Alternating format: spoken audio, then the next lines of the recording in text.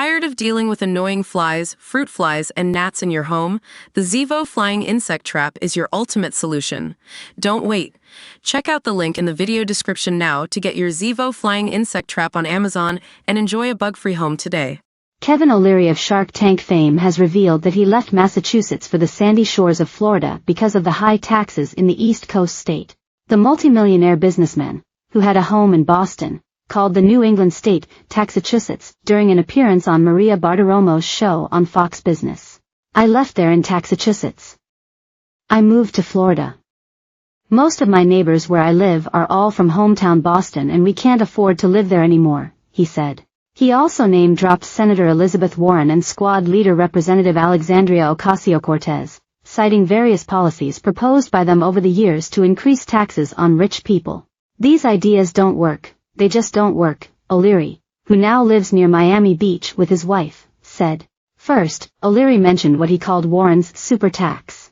What this refers to is the Massachusetts senators' repeated attempts to pass a bill called the Ultramillionaire Tax Act, which would see high-net-worth individuals get taxed 2% on every dollar they make above $50 million. For households worth over $1 billion, Warren wants to charge them an additional surtax of 1%. This billionaire tax would also apply to trusts as well, financial vehicles commonly used by wealthy people to manage and distribute their assets. Representative Pramila Jayapal reintroduced this act alongside Warren and a smattering of progressive co-sponsors in March, but it hasn't yet left the committee. O'Leary didn't specifically mention AOC's tax proposal, but back in 2019 when she was first elected, she suggested raising the top marginal income tax rate to 70%. The last time top marginal rates were this high was when President John F. Kennedy was in office, and he actually cut the rate from 90% down to 70%. But neither of these policies have come to pass, and even if they did, they'd be broadly applied to all Americans who meet the proposed income thresholds, not anyone from any one particular state. So what actually forced O'Leary out of Boston?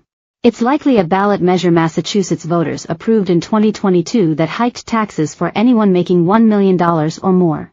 Essentially, any taxable income above that $1 million bracket is now taxed at 9% instead of the previous 5%.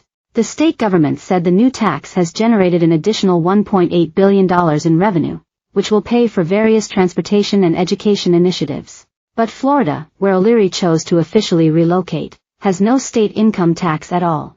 Texas also doesn't have an income tax, which is partly why many Californians have fled to the state, on top of cheaper housing and better work opportunities. O'Leary's contention is that the policies of comparatively higher taxed and more stringently regulated states like California, New York, New Jersey and Massachusetts lead to them becoming uninvestable. He also commented on France's new left-wing leaders vowing to bring a 90% tax rate for annual income above €400,000. "The French have tried this before," he said, adding that wealthy citizens all moved to Monaco or to Switzerland and they just made sure their domicile was not France.